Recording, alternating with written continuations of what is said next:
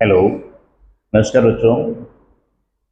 बेटा, जो हम आपको हर रोज हर सब्जेक्ट का जो वीडियो बना रहे हैं, आप तक पहुंचा रहे हैं, और हमें भी आपसे पूरी उम्मीद है कि आप सभी बच्चे अपना जो आपको गृह कार्य दिया जा रहा है उसको आप सभी ईमानदारी से पूरा कर रहे होंगे। बेटा, जो बच्चे अभी भी काम नहीं कर रहे हैं वो बेटा अपना पूरा कार्य कर लें, अन्यथा जब आप इंस्टीट्यूट में आएंगे आपसे पूरा काम चेक कराया जाएगा, आपका पूछा जाएगा और उसी से आपके उन क्वेश्चनों को भी आपसे पूछा जाएगा बेटा, जो हम करवा रहे हैं बेटा। तो इसलिए आप सभी बच्चे अपना जो कार्य दिया जाता है उसको पूर्ण रूप से ईमानदारी से याद करें, अपने नोटबुक में उसको अच्छी प्रकार से लिखकर तैयार रखें और लिखते वक्त ये ध्यान रहे कि आपकी राइटिंग बेटा अच्छी होनी चाहिए। लिखते समय शब्दों का भी ध्यान दें कि उनमें हर एक अशुद्धियां न हो, शब्दों को अच्छी प्रकार से लिखें। तो बेटा अपना जो व्याकरण का जो अध्याय जो चल रहा था इससे पहले वह था अपना शब्द। शब्द किसे कहते हैं, इसके कितने वर्गीकरण के आधार पर कितने भेद होते हैं, और हर एक के अलग अलग जो भेद थे वो हम सभी पूरे कर चुके हैं बेटा। अब सभी बच्चों को समझ में आ गया होगा। अंतिम में जो हमने करा था बेटा, व्याकरण या प्रयोग के आधार पर शब्द के दो भेद थे। कौन कौन से थे बेटा? विकारी, अविकारी बेटा। ठीक है, इनकी हम परिभाषा की थी उस दिन, और ये हमने आपको बताया था भाई विकारी कितने होते हैं, अविकारी कितने होते हैं, ये आपको भी बेटा याद हो गए होंगे। तो अब इसी के अनुरूप आज जो विकारी जो अपने थे चार, उनमें से जो सबसे पहले जो अपने पास जो आता है उसको भेद कितने थे? संज्ञा। आज हम इसके ऊपर चर्चा करेंगे बेटा। ठीक है, तो उससे पहले हम एक बार फिर से जान लेते हैं भाई विकारी विकारी शब्द क्या होते हैं। विकारी शब्द का बेटा अर्थ होता है उसमें परिवर्तन या दोष। ठीक है, तो अब आता है इसका परिभाषा क्या होती है किसकी? विकारी की। विकारी की परिभाषा हम आपको बता भी चुके थे, एक बार फिर से मैं बता देता हूं, थोड़ा सा ध्यान दे बेटा। जिन शब्दों में लिंग, वचन, काल, कारक आदि के आधार पर जिसमें कोई परिवर्तन या बदलाव होता है उन्हें विकारी कहते हैं बेटा। ठीक है, और जिन शब्दों में लिंग, वचन, काल, कारक आदि के आधार पर कोई बदलाव या परिवर्तन नहीं होता उन्हें अविकारी कहते हैं। और अविकारी का दूसरा नाम हमने आपको बताया था बेटा, क्या? अव्यय। क्या होता है बेटा? अव्यय। ठीक है बेटा। अब विकारी कितने होते हैं? विकारी चार होते हैं और अविकारी 5 होते हैं। जो विकारी के जो चार जो अलग प्रकार थे, जो चार भेद थे, कौन से? संज्ञा, सर्वनाम, विशेषण और क्रिया। तो पहले हम इस विकारी के जो चारों भाग जो दर्शाए गए थे उन्हीं का वर्णन करेंगे बेटा। ठीक है, तो सबसे पहले क्या आ गया हमारे पास? संज्ञा। ठीक है, अब आता है संज्ञा। शब्द का क्या अर्थ होता है बेटा? इस शब्द का अर्थ होता है नाम बेटा। कौन सा नाम? संसार में जितनी भी वस्तुएं हैं और जिनका भी अपना कोई एक निश्चित नाम है वो सभी नाम क्या कहलाएंगे बेटा? संज्ञा कहलाते हैं। ठीक है, हो गया। अब आता है भाई इसकी परिभाषा हम क्या करेंगे, क्या लिखेंगे? तो अब इसकी परिभाषा के बारे में आएगा बेटा। हमने जैसे बोर्ड पे लिखा हुआ है, ध्यान दें। जो शब्द किसी प्राणी, ध्यान से सुने बेटा, ये जो शब्द है ये हर एक का वर्णन कर रहे हैं। प्राणी, वस्तु, स्थान, भाव आदि के नाम का बोध कराते हैं। किस किस के नाम का बोध कराते हैं? प्राणी है, वस्तु है, स्थान या भाव आदि के नाम का जो बोध कराते हैं उन्हें संज्ञा कहलाते हैं। क्या कहते हैं? उन्हें संज्ञा कहते हैं। ठीक है, जैसे राम एक नाम हो गया बेटा, दिल्ली क्या होगा? स्थान होगा, हिमालय। ठीक है, तो ये सभी किस में आ गए बेटा? संज्ञा के उदाहरण होते हैं। हो गया है संज्ञा। संज्ञा का अर्थ हो गया है नाम होता है, संज्ञा की परिभाषा होगी बेटा। अब आता है जो संज्ञा है इसके कितने भेद होते हैं बेटा? उस संज्ञा के मुख्यतः कितने भेद होते हैं बेटा? 3 भेद होते हैं। कौन कौन से होते हैं? व्यक्तिवाचक संज्ञा, जातिवाचक और भाववाचक। ठीक है बेटा, ये जो 3 है तीनों ही इसके क्या भेद है? कौन से? मुख्य भेद है, मुख्य भेद होते हैं। तो हम इन तीनों का एक एक करके सभी का वर्णन करेंगे। तो सबसे पहले कौन सा आ गया बेटा अपने पास? व्यक्तिवाचक। कौन सा आ गया? व्यक्तिवाचक संज्ञा। अब व्यक्तिवाचक की परिभाषा क्या करेंगे बेटा? परिभाषा सुने, जिस संज्ञा से किसी विशेष, किसका बेटा? किसी विशेष का शब्द का प्रयोग आएगा, इसमें ध्यान रखना बेटा। किसी विशेष व्यक्ति, वस्तु, स्थान आदि के नाम का जब बोध होता है उसे व्यक्तिवाचक संज्ञा कहते हैं बेटा। इसमें विशेष का प्रयोग किया जाएगा बेटा, जैसे मोहन हो गया, गंगा हो गया, हिमालय हो गया आदि। हो गया बेटा। अब ये हमारे हो गए, कौन से हो गए? व्यक्तिवाचक। अब व्यक्तिवाचक में एक अलग से लाइन दर्शाई गई है। व्यक्तिवाचक संज्ञा में एक का बोध होता है, एक का बोध होता है, अनेकों का नहीं बेटा। तो व्यक्तिवाचक संज्ञा में किसका बोध होगा बेटा? किसी एक का बोध होता है, चाहे उसमें क्या है, उसमें किसी विशेष व्यक्ति हो, स्थान हो, वस्तु हो, आदि हो, इन सभी का किसमें बोध होता है? एक का बोध होता है। ठीक है बेटा, ये करें आप, इनको लिखें। फिर जो इसके आगे जो भाग हैं, कौन सा? जातिवाचक, भाववाचक, वो आपके अभी कराते हैं बेटा।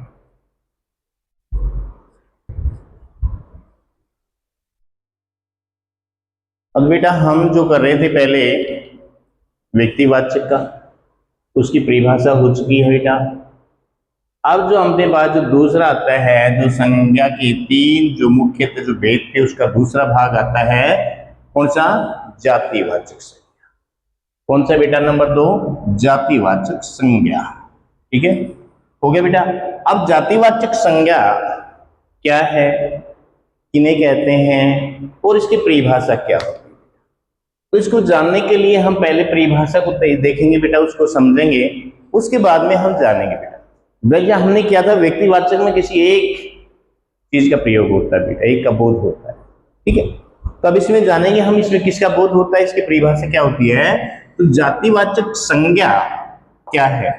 जिस संज्ञा से किसी जाति के संपूर्ण पदार्थों, स्थानों, प्राणियों, व्यक्तियों आदि का बोध होता है, अर्थात किसी एक शब्द से जिसकी संपूर्ण जाति के बारे में हमें अवगत करा दिया जाता है, एक के द्वारा ही सभी के बारे में हमें जो ज्ञात कराया जाता है, वो क्या कहलाएगा? जातिवाचक। अब इसमें परिभाषा को फिर देखें बेटा। जिस संज्ञा से किसी जाति के संपूर्ण, किसी भी जाति का हो, जिसके बारे में संपूर्ण जाति के जो हमें बोध कराता है, पदार्थों, बहुत एक से अधिक होते हैं, स्थानों में भी कुछ भी स्थान, कोई भी स्थान हो, कितने भी हो सकते हैं, प्राणियों, व्यक्तियों आदि का बोध होता है, उसे जातिवाचक संज्ञा कहते हैं। ठीक है बेटा। अब आप कहोगे सर आपने तो यहाँ पदार्थों या सारे पदार्थों लिख दिया, स्थानों लिख दिया, प्राणियों लिख दिया, व्यक्तियों लिख दिया। देखिए बेटा, इसमें क्या होता है, किसी एक शब्द के द्वारा बहुत सारी, उसके अंदर उसकी संपूर्ण जाति का जो बोध कराया जाता है ना, तो एक से अधिक होते हैं बेटा, उस संख्या में अधिक होते हैं, इसलिए उनको किसमें किया? बहुवचन में संज्ञा में दर्शा दिया, पदार्थ में दर्शाया दिया, एक से अधिक का बोध कराया जा रहा है इसमें बेटा। ठीक है, अब इसका जैसे हम उदाहरण देखेंगे, लड़का है। अब आप कहोगे सर लड़का तो एक वचन में आता है, आपने वहां लिख दिया क्या, व्यक्तियों लिख दिया, प्राणियों लिख दिया, लेकिन एक है। लेकिन एक जो लड़का है ये बेटा सभी के बारे में बता रहा है, लड़का कैसा, अच्छा है, बुरा है, होशियार है, काला है, बुद्धिमान है, जो भी है उसके संपूर्ण गुणों के बारे में बता रहा है। किसी एक के बारे में नहीं, कोई एक विशेष नहीं दर्शाया गया, सभी के बारे में बताया गया। ठीक है, तो किस में आ गया? जातिवाचक। उसी प्रकार से नदी है बेटा, नदी है, इसमें क्या आएगा?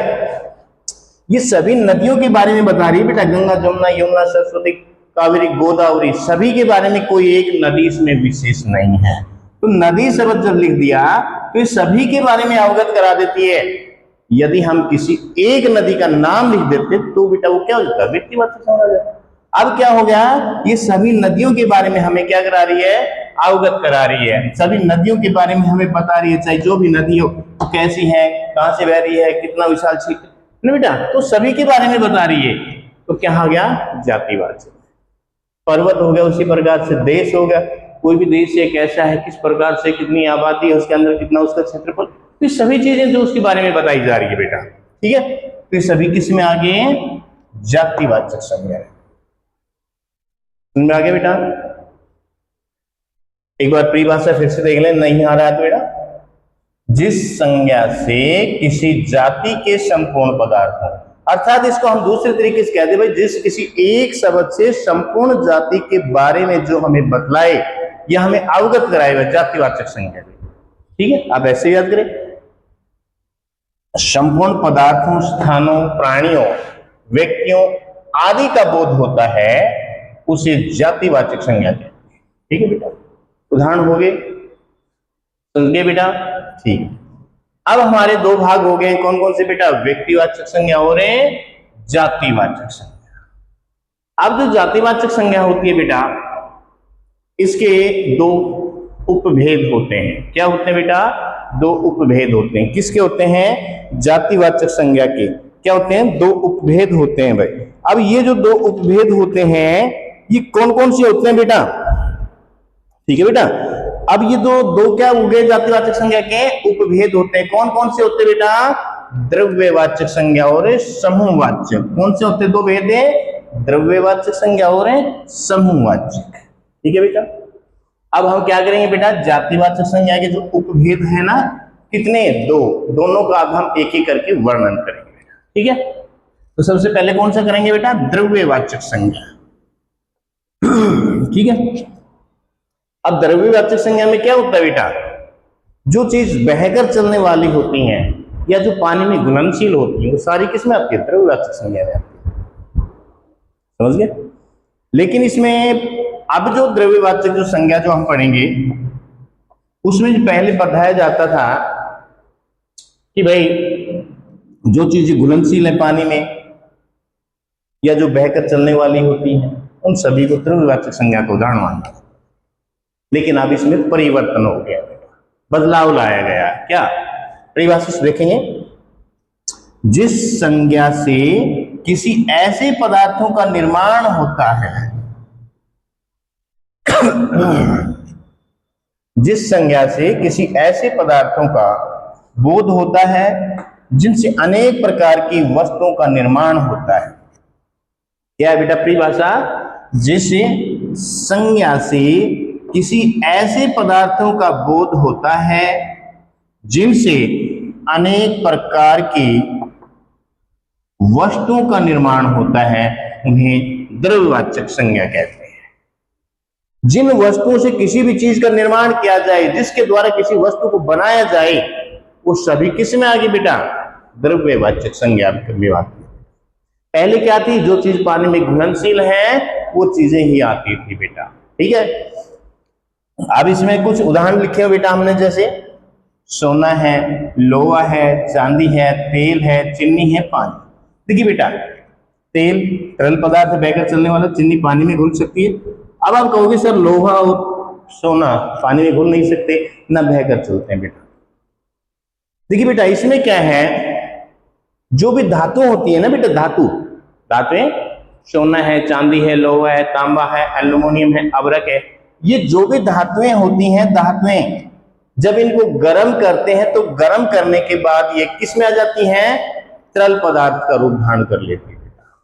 और ये कुछ वक्त जब तरल पदार्थ का रूप कर लेती हैं तो ये बेटा जब गर्म होते हैं तो पानी का सा रूप हो जाता है। इसको जब हम डालते हैं तो बहकर आगे चलने लग जाता है। इसलिए इनको किस में दर्शा दिया गया है, द्रव्यवाचक संज्ञा में। परंतु अब आप कहोगे सर इसमें तो आपने ये दर्शा दिए, तो ये किसमें हो गए, धातुएं होती है। जो धातुएं होती हैं जब उनको गर्म करते हैं तो क्या होता है, तरल पदार्थ बन जाता है। इसलिए उन धातुओं को भी किस में प्रयोग कर दिया बेटा, द्रव्यवाचक संज्ञा में प्रयोग कर दिया गया है। तो जातिवाचक संज्ञा का पहला भाग समझ में आ गया बेटा। परिभाषा हमने लिखी हुई है सामने, इसको अच्छे से लिखना आपने और समझना है बेटा। अब आता है हमारे पास जो दूसरा जातिवाचक जो संज्ञा है, इसका उपभेद कौन सा करेंगे, अब हम समूहवाचक। अब इसको लिखेंगे,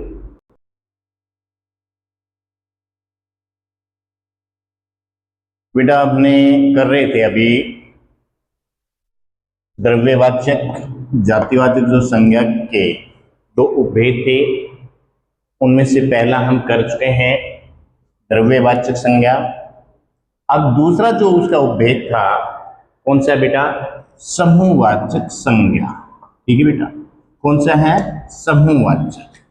समूह का में क्या होता है बेटा? जिसमें एक साथ बहुत सारे व्यक्ति इकट्ठे रहते हो, मिलजुल कर जहां भी रहते हो ना, वो समूह में प्रयोग किया।